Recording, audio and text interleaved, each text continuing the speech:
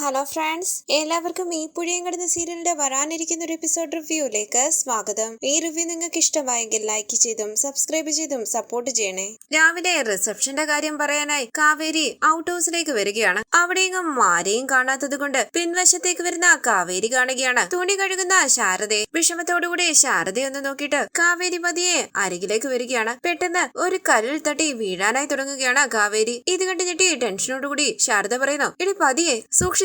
കാവേരി കണ്ണു നിറഞ്ഞ ശാരദയെ നോക്കുമ്പോൾ പെട്ടെന്നൊന്ന് ആലോചിച്ച് ദേഷ്യത്തോടുകൂടി മുഖം ധരിക്കുകയാണ് ശാരദ. കണ്ണു നിറഞ്ഞ ശാരദയുടെ അരികിലേക്ക് വന്ന് കാവേരി അമ്മയെന്ന് വിളിക്കുമ്പോൾ ശാരദ പറയാണ്, നീ എന്നോട് മിണ്ടരുത്, ഇവിടുന്ന് പോകുന്ന നിനക്ക് നല്ലത്. കാവേരി പറയുന്നു, ഞാൻ പൊയ്ക്കോളാം അമ്മേ, എനിക്ക് പറയാനുള്ളത് പറഞ്ഞിട്ട് പൊയ്ക്കോളാം. ഇത് കേട്ട് ശാരദ ചോദിക്കണ, നിനക്ക് എന്നോട് പറയാൻ എന്താടി ഉള്ളത്? ഞാൻ ആരാ നിന്റെ? അപ്പൊ കാവേരി പറയണ, അമ്മ എന്നെ എന്തൊക്കെ പറഞ്ഞാലും ഞാൻ ഇവിടെ വന്ന് നിന്നല്ലേ പറ്റൂ, എനിക്ക് വേറെ ആരാമ്മ ഉള്ളത്? അപ്പൊ ശാരദ പറയണ, ഏതോ ഒരുത്തനുണ്ടെന്ന് പറഞ്ഞല്ലേ നീ കല്യാണം കഴിച്ചു പോയത്, പിന്നെന്താ ഇവിടെ നിനക്ക് ആരുമില്ല, നീ ഇവിടെ നിൽക്കണ്ട. കാവേരി ചോദിക്കുന്നു, അമ്മയുടെ ദേഷ്യം എപ്പോ പോകും? അപ്പൊ ശാരദ ചോദിക്കണ, നിനക്കിപ്പോ എന്താ വേണ്ടത്? എന്തിനാ ഇവിടെ വന്ന് നാടകം കളിക്കുന്നേ? മിണ്ടാതെ പോകുന്ന നിനക്ക് നല്ലത്. അങ്ങനെ ശാരദ ദേഷ്യത്തോടുകൂടി തുണി കല്ലിലടിച്ച് അലക്കുകയാണ്. കാവേരി കണ്ടു നിറങ്ങിയ ശാരദയെ തന്നെ നോക്കി നിൽക്കുമ്പോൾ ജനലിന്റെ അരികിലേക്ക് വന്ന രാധമ്മ അവരെ ശ്രദ്ധിക്കുന്നു. അപ്പൊ കാവേരി പറയണ, അമ്മ റിസപ്ഷന്റെ കാര്യം അറിഞ്ഞല്ലോ, അവിടെ റിസപ്ഷനുള്ള ഏർപ്പാടുകളെല്ലാം ചെയ്തിരിക്കുക. ഇത് കേട്ട് ശാരദ ചോദിക്കുന്നു, അതിന് ഞാനിപ്പോ എന്ത് വേണം? സ്ത്രീധനവുമായി ഒരുങ്ങിക്കെട്ടി അവിടെ വന്ന് നിൽക്കണോ? അപ്പൊ കാവേരി പറയണ,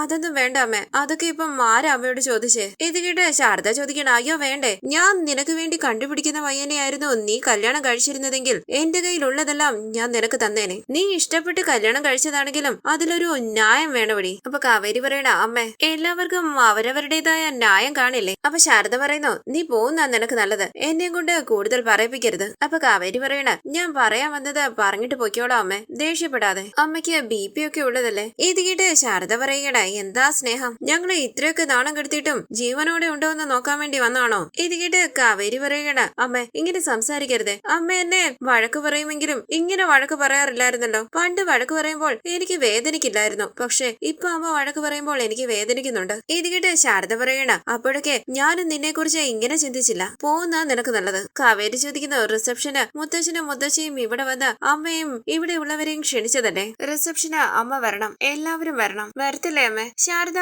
മറുപടി ഒന്നും പറയാതെ തുണി കഴുകുകയാണ്. കണ്ടു നിറങ്ങിയ കാവേരി പറയുന്നു, അമ്മേ റിസപ്ഷന് വരണോ അമ്മേ? അമ്മേ വാ അമ്മേ പ്ലീസ്. ദേഷ്യത്തോടുകൂടി ശാരദ പറയുന്നു, ആ പിന്നെ വരും, നീ കണ്ണിൽ കണ്ടവന്റെ കൂടെ ഓടിച്ചോടി പോയിട്ട് ഞങ്ങള് പിന്നാലെ ചിരിച്ചോണ്ട് വന്ന് നിൽക്കണോ? പണക്കാരനായ ഒരുത്തനെ കല്യാണം കഴിച്ചതുകൊണ്ട് നാണമില്ലാതെ അവളുടെ വീട്ടുകാർ വന്ന് നിൽക്കുന്നത് കണ്ടില്ലേന്ന് നാട്ടുകാർ പറയണോ? എല്ലാവരെ കൊണ്ടും അങ്ങനെ പറയിപ്പിക്കണോ നിനക്ക്? ഇത് കേട്ട് കാവേരി ചോദിക്കുന്നു, അമ്മേ ആരാ അങ്ങനെയൊക്കെ പറയാൻ പോകുന്നത്? അപ്പൊ ശാരദ പറയണ, ക്ഷണക്കത്തുമായി ഇവിടെ വന്നവരോട് എന്താണോ പറയണ്ടേന്ന് വെച്ചാൽ അത് പറഞ്ഞിട്ടുണ്ട്, നിന്നോട് ഇനിയും പ്രത്യേകിച്ച് പറയാനൊന്നുമില്ല, എന്നെ വെറുതെ ദേഷ്യം പിടിപ്പിക്കാതെ പോകുന്ന നിനക്ക് നല്ലത്. കണ്ടു നിറങ്ങിയ കാവേരി പറയുന്നു, അവിടെ റിസപ്ഷന് അവരുടെ ബന്ധുക്കൾ എല്ലാവരും വരും, ഞാൻ മാത്രം എങ്ങനെയാണമ്മേ തനിച്ച് നിൽക്കുക? നിങ്ങൾ വന്നില്ലെങ്കിൽ പിന്നെ എനിക്ക് ആരും ഉണ്ടാകില്ലമ്മേ. ഇത് കേട്ട് ശാരദ പറയണ, ആരും ഇല്ലാത്തത് കൊണ്ടല്ലേ ഒറ്റയ്ക്ക് പോയി കല്യാണം കഴിച്ചത്, ഇപ്പൊ വീടിനെ കുറിച്ച് ഓർമ്മ വന്നോ? പോകുന്നതാ നിനക്ക് നല്ലത്, ഇറങ്ങി പോടി ഇവിടുന്ന്. അപ്പൊ കാവേരി പറയുന്നു, അമ്മേ പ്ലീസ് അമ്മേ, ഞാൻ പറയുന്നതൊന്ന് കേൾക്ക്, പ്ലീസ് അമ്മേ പോടി എന്ന് പറഞ്ഞ് ശാരദ തുണി വിരിക്കാനായി പോകുമ്പോൾ, അമ്മ പ്ലീസ് അമ്മ എന്ന് പറഞ്ഞ് കാവേരി പിന്നാലെ വരികയാണ്. കാവേരി ശാരദയുടെ കയ്യിലേക്ക് പിടിക്കുമ്പോൾ കൈ തട്ടി മാറ്റി വിരൽ ചൂണ്ടി ശാരദ പറയുന്നു, പോകാനല്ലേ നിന്നോട് പറഞ്ഞത്? അപ്പൊ കാവേരി പറയണ, അമ്മ ഒരു മിനിറ്റ്, ഞാൻ പറയുന്നതൊന്ന് കേൾക്ക്.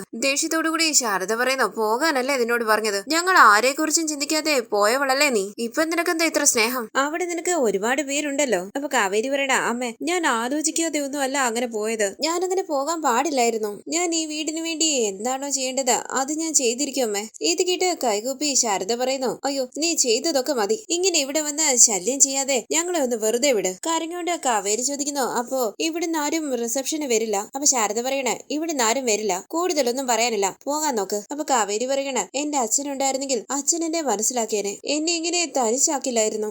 ഇത് കേട്ട് വിഷമത്തോടുകൂടി ഒന്ന് ആലോചിച്ച് ശാരദ ചോദിക്കുന്നു, അച്ഛനുണ്ടായിരുന്നെങ്കിൽ ഞങ്ങൾ എന്തിനാ നിന്നെ വിശ്വസിച്ച് ഇങ്ങോട്ട് വരുന്നത്? സന്തോഷമായിട്ട് പുഷ്പവാടിയിൽ തന്നെ ജീവിക്കാമായിരുന്നല്ലോ. അപ്പൊ കാവേരി പറയണ, ഞാൻ എന്ത് തെറ്റ് ചെയ്താലും ഞാനുണ്ട് മോളുടെ കൂടെ എന്ന് പറഞ്ഞ് എന്റെ അച്ഛൻ എന്റെ കൂടെ വന്ന് നിന്നേനെ, ഞാനിങ്ങനെ ആരും ഇല്ലാത്തവളെ പോലെ വന്ന് നിൽക്കേണ്ടി വരില്ലായിരുന്നു. അപ്പൊ ശാരദ പറയണ, ആ മനുഷ്യനെ കുറിച്ച് നീ സംസാരിക്കരുത്, ഞങ്ങൾ അങ്ങോട്ട് വരില്ല, ആരെയും വേണ്ടാന്ന് പറഞ്ഞ് ഇറങ്ങിപ്പോയിട്ട് ഇപ്പൊ ഇവിടെ വന്ന് കള്ളക്കണ്ണീര് കാണിക്കുന്നു. എന്റെ കയ്യിലിരിക്കുന്ന ബക്കറ്റ് കൊണ്ട് അടി വാങ്ങണ്ടെങ്കിൽ നീ പോകുന്നതാണ് നിനക്ക് നല്ലത്. അപ്പൊ കാവേരി ചോദിക്കണ, നരനും വീട്ടിൽ പറയാതെയല്ലേ കല്യാണം കഴിച്ചത്, അവരിതുപോലെ ദേഷ്യപ്പെട്ടോ? ഇത് കേട്ട് ശാരദ ചോദിക്കണ, അവിടെ തന്നെ നിന്നാ പോരെ നിനക്ക്, നീ എന്തിനാ ഇവിടെ ഇവിടെ വന്ന് ന്യായം ചോദിക്കുന്നേ? അനിയത്തിയുടെ ഓപ്പറേഷൻ കഴിഞ്ഞ് ഇവിടെ വന്ന് കിടക്കുമ്പോൾ അവളെ പോലും ചിന്തിക്കാതെ സ്വന്തം കാര്യം നോക്കി പോയി കല്യാണം കഴിച്ചിട്ട് ഇവിടെ വന്ന് എന്നോട് ന്യായം ചോദിക്കുന്നു. മര്യാദയ്ക്ക് പോയില്ലെങ്കിൽ എന്റെ കയ്യിൽ നിന്ന് തല്ലു വാങ്ങും. ഇത് കേട്ട് കാവേരി അമ്മേന്ന് വിളിക്കുമ്പോൾ ശാരദ പറയുകയാണ്, നീ മിണ്ടിയാൽ നിന്നെ കൊന്നുകളയും ഞാൻ, പോടി ഇവിടുന്ന്. അങ്ങനെ ശാരദ അകത്തേക്ക് പോകാനായി തുടങ്ങുമ്പോൾ കയ്യിൽ പിടിച്ച് കാവേരി പറയുന്നു, അമ്മേ ഞാൻ പറയുന്നതൊന്ന് കേൾക്ക്. കൈ തട്ടി മാറ്റി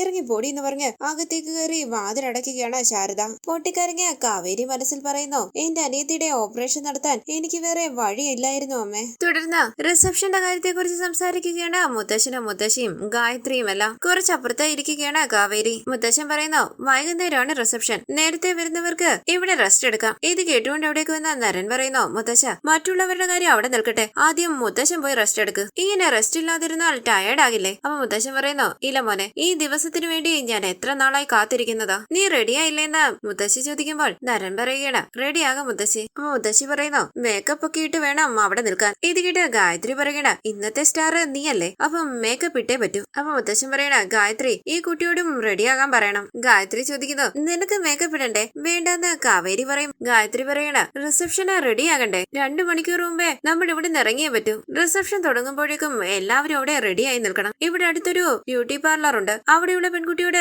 ഞാൻ ഇങ്ങോട്ട് വരാൻ പറയാം. വേണ്ട, ആരും വരണ്ടെന്ന് കാവേരി പറയുമ്പോൾ ഗായത്രി ചോദിക്കുന്നു, നിനക്ക് മേക്കപ്പ് ഇടാൻ അറിയോ? ഇല്ലാന്ന് കാവേരി പറയുമ്പോൾ ഗായത്രി ചോദിക്കണ, പിന്നെന്താ പ്രശ്നം? നീ എല്ലാം എടുത്തു വെക്ക്, ഞാൻ ആ പെണ്ണിനോട് വരാൻ പറയാം. ശരിയെന്ന് പറഞ്ഞ് കാവേരി ബാൽക്കണിയിലേക്ക് ചെന്ന് ഔട്ട് ഹൗസിലേക്ക് നോക്കുകയാണ്. അരികിലേക്ക് വന്ന ഗായത്രി ചോദിക്കുന്നു, ലെഹങ്കയും ബ്ലൗസും ഒക്കെ കറക്റ്റ് ആണോ? കറക്റ്റ് ആണെന്ന് കാവേരി പറയുമ്പോൾ ഗായത്രി ചോദിക്കുന്നു, നിങ്ങൾ എവിടെ വെച്ചാ കണ്ടത്? നിങ്ങൾ തമ്മിൽ എങ്ങനെയാ പ്രണയത്തിലായത്? കാവേരി ഒന്നും മിണ്ടാതെ നിൽക്കുമ്പോൾ ഗായത്രി പറയണ, നരൻ കല്യാണം കഴിക്കില്ല എന്ന് പറഞ്ഞ് നടന്നതാ, അവന് കല്യാണം കഴിക്കാൻ ഇഷ്ടമല്ലായിരുന്നു. എന്തുകൊണ്ടാ നരൻ കല്യാണത്തിന് സമ്മതിക്കാഞ്ഞെന്ന് കാവേരി ചോദിക്കും. ഗായത്രി പറയുകയാണ്, അതിനു പിന്നിലൊരു കഥയുണ്ട്. എന്താ, നരനൊന്നും പറഞ്ഞിട്ടില്ലേ? ഇല്ലാന്ന് കാവേരി പറയുമ്പോൾ ഗായത്രി ചോദിക്കണ, പിന്നെന്തു പ്രേമമായിരുന്നു? പതിയെ നീ എല്ലാം അറിഞ്ഞോളൂ. അങ്ങനെ ഗായത്രി അടുന്ന് പോകുമ്പോൾ കണ്ടു നിറങ്ങിയ ഔട്ട് ഹൗസിലേക്ക് നോക്കി നിൽക്കുകയാണ് കാവേരി. തുടർന്ന് ഗൗരി ശങ്കരത്തിലേക്ക് വരികയാണ് രാധമ്മ. മുത്തശ്ശനും മുത്തശ്ശിയും സന്തോഷത്തോടുകൂടി രാധമ്മയോട് പറയുന്നു, കേറി വാ, ഇരിക്കെ. അപ്പൊ മുത്തശ്ശി പറയണ, രഘുവേട്ടൻ പറയുകയായിരുന്നു നിങ്ങൾ എല്ലാവരും റിസപ്ഷന് വരുമെന്ന്. ആര് വന്നില്ലെങ്കിലും കാവേരിയുടെ അച്ഛമ്മ വരുമെന്ന് പറഞ്ഞു. ഇത് കേട്ട് പുഞ്ചിരിച്ച് രാധമ്മ ചോദിക്കുന്നു, കാവേരി എവിടെയാ? മുകളിൽ റൂമിലുണ്ടെന്ന് മുത്തശ്ശി പറയുമ്പോൾ മുത്തശ്ശൻ പറയണ,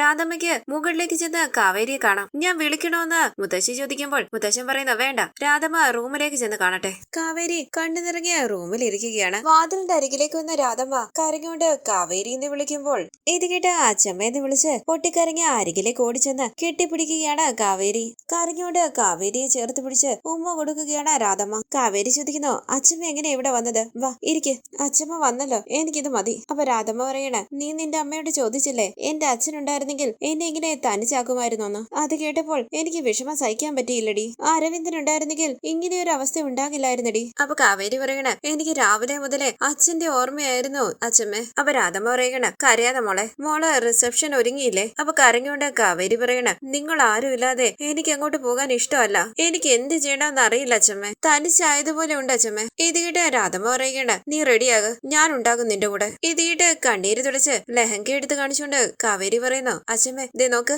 എനിക്ക് വേണ്ടി വാങ്ങിച്ചു തന്നതാ. പുഞ്ചിരിച്ച് രാധമ്മ പറയുന്നു, നന്നായിട്ടുണ്ട് മോളെ. ആഭരണങ്ങളെല്ലാം എടുത്ത് കാണിച്ചുകൊണ്ട് കാവേരി പറയുന്നു, അച്ഛമ്മേ ദേ നോക്ക്, ഈ സ്വർണ്ണം എല്ലാം എനിക്ക് വേണ്ടി വാങ്ങിച്ചു തന്ന. അതെല്ലാം കണ്ട് കരഞ്ഞുകൊണ്ട് തന്റെ കയ്യിൽ കിടക്കുന്ന വളകൾ ഊരുകയാണ് രാധമ്മ. കാവേരി ചോദിക്കുന്നു, അച്ഛമ്മ എന്തായി ചെയ്യുന്നേ? ഈ വളകൾ മോളുടെ കയ്യിൽ കിടക്കട്ടെ എന്ന് രാധമ്മ പറയുമ്പോൾ കാവേരി പറയണ, അയ്യോ അച്ഛമ്മേ അതൊന്നും വേണ്ട, അത് രാധമ്മയുടെ കയ്യിൽ കിടക്കുന്നതാ നല്ലത്. അപ്പൊ രാധമ്മ പറയുകയാണ്, അങ്ങനെ പറയല്ലേ, നമ്മുടെ കുടുംബത്തിലുള്ളവർ നിനക്ക് വേണ്ടി ഒന്നും ചെയ്തില്ല എന്ന് ആരും പറയരുത്.